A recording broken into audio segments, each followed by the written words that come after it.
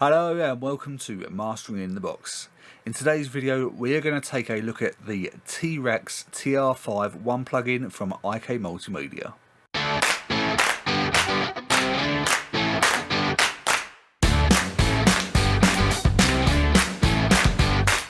Hello and welcome to Mastering in the Box. I'm your host Smudge, and in today's video we're going to take a look at the T-Rex One plugin by AIO Multimedia. And this is going to be a bit of a different video from me, because I've never used this plugin before. I haven't got a clue what this plugin does, except for the fact that it's an all-in-one solution. I've taken a brief look at the AIO Multimedia website, and there is a 3.5 minute long video which gives some basic information about what the plugin does. All I know is it's an all-in-one solution. I bought it as part of a package from, obviously, the T-Rex 5 package that comes from AIO Multimedia. I've never tried it. This particular plugin is an all-in-one solution, and I'm very keen to try this out because I know a lot of you guys just want a simple plugin that can do as much as it can. So I'm really intrigued to see exactly what this can do. The particular track we're going to go through today is a track called Oral Hygiene by the band Punkdisco, which is available through the Cambridge Music Technology website. Let's give it a go. Before we get into today's video, just want to give you a reminder, if you want to know more about digital mastering, then don't forget to hit that subscribe button below, and make sure you tick that bell and select all to receive notifications on all of our videos moving forward. So as I mentioned previously, the track is a track called Oral Hygiene by the band Punkdisco. It's available for mixing and mastering practice through the Cambridge Music Technology website. I'll leave links in the description down below. Let's take a listen.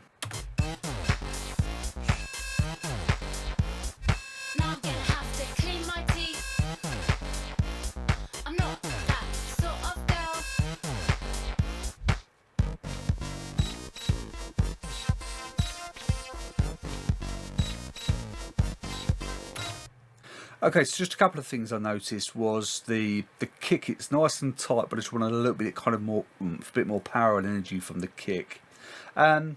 Stereo width, it could do with being a little bit wider, if I'm perfectly honest. So it's got a lot of kind of monocentric kind of tones in there, but maybe we could add a little bit of stereo width.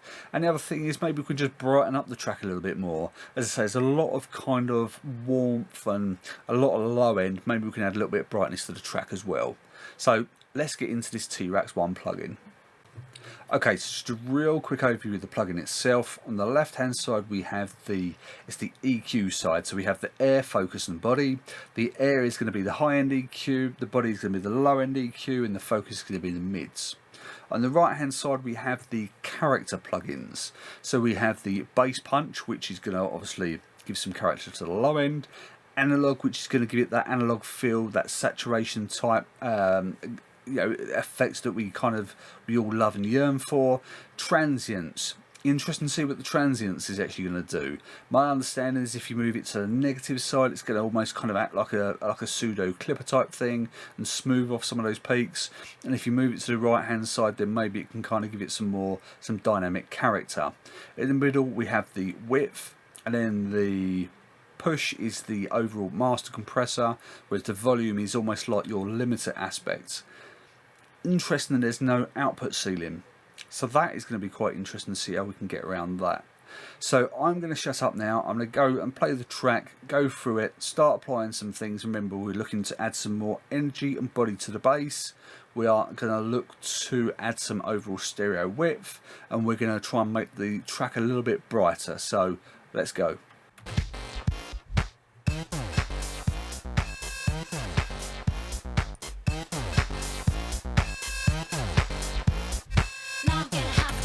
Just one thing to note, if you look at the red numbers here, it's the gain reduction. As we increase the volume on the left hand side, the gain reduction shows on the right hand side, and this I believe is the same for the mastering compressor.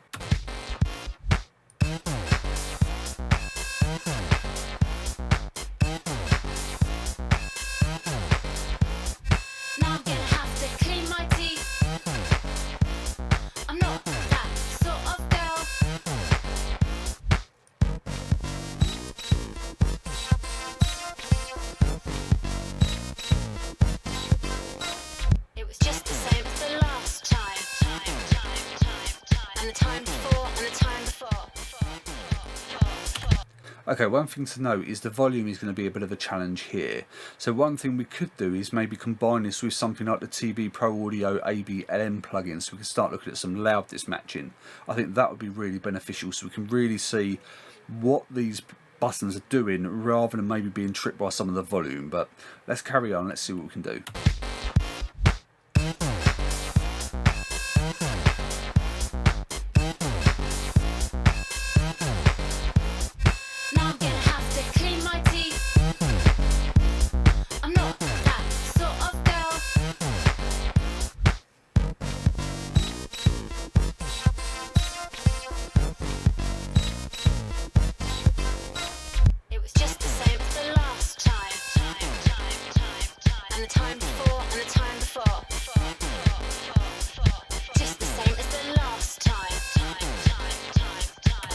Okay, the body and the bass punch is nice. I like the effects it's doing, but one thing I'm just noticing that the more I boost it, of course, the more the limiter is going to clamp down on it. So it's just one of those things just to be mindful of. The more you boost the low end, there is going to be a tendency for the limiter to start reacting a little bit more and getting a little bit too much gain reduction. So I like that is where it is. So let's try and see if we can get a little bit more width.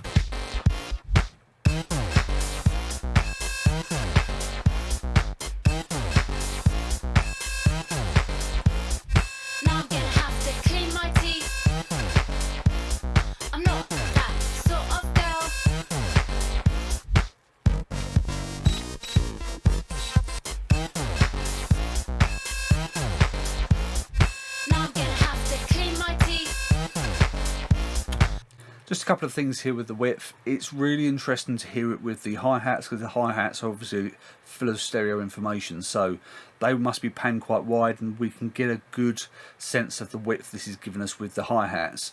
I think if I push it too far, it does tend to start affecting the low end. So when I think about the kick and we were trying to add some more body, if I push the width too much, it kind of tends to kind of split and we lose some of that definition that we get from the low end. So I think the width is probably quite nice around there. Let's see if we can get some more brightness in the overall track.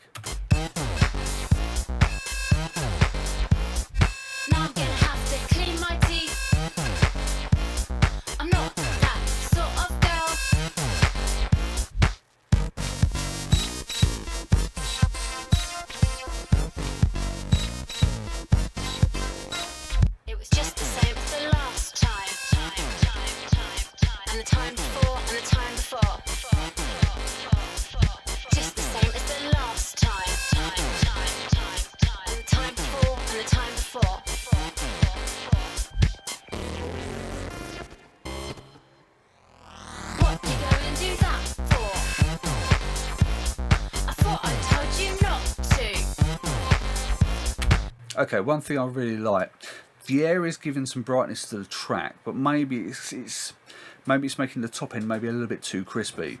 Rather than backing off too much on the air though, because I do like some of the things giving some more breathiness to the vocal. One thing that the analog is doing is actually it's being a counterpoint.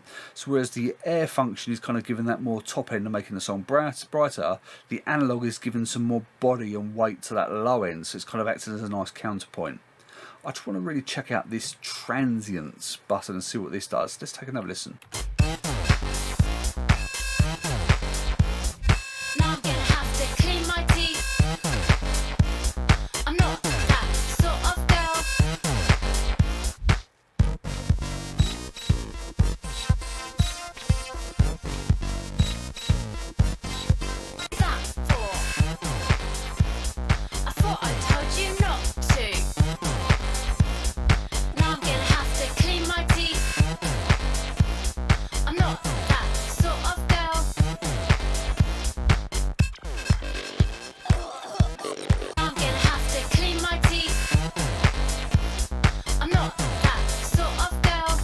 Okay, interestingly, I like what the Transient does, and it can really kind of give some more.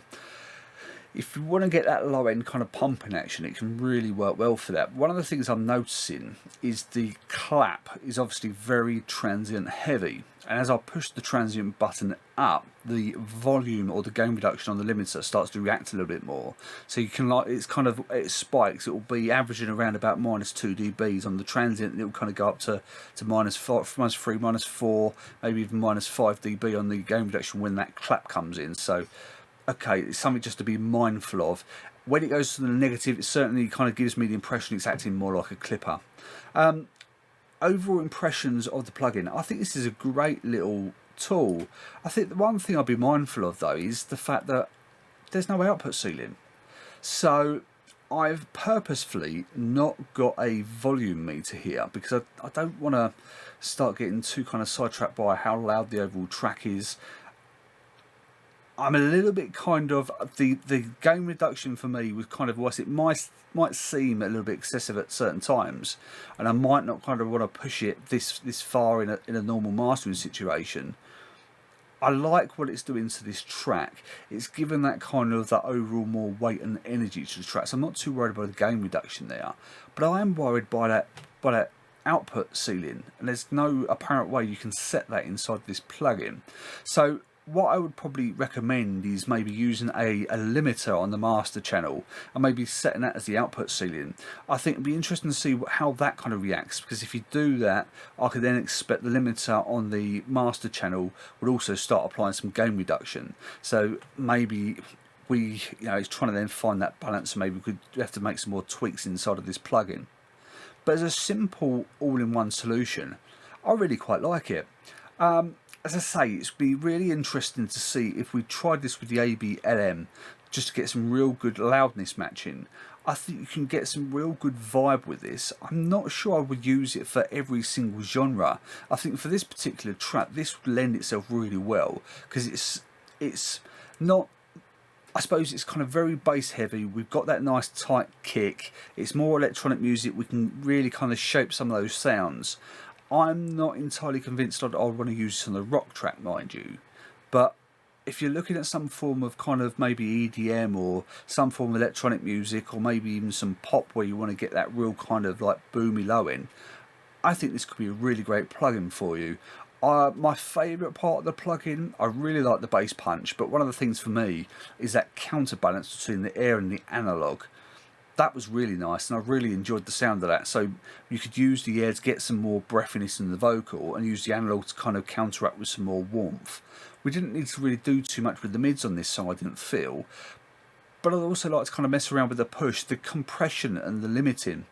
I think with the volume thing with the limiter, it's okay pushing the volume, but I suppose it's kind of, where do you draw the line with the gain reduction, and where is the kind of, when we're trying to retain some of the dynamics, we can push the transient button. I like that option as well to kind of give that emphasis of some more dynamic range. But yeah, I think overall it's kind of, I'd like to kind of work with this more, maybe play around with the ABLM loudness matching tool. But I really think this is if you're into that kind of EDM or electronic music, or if you're into that kind of vibey pop where you want to try and get some real good energy with the low end, I really like what this is doing. And we know we can get some nice raspy airiness to that vocal.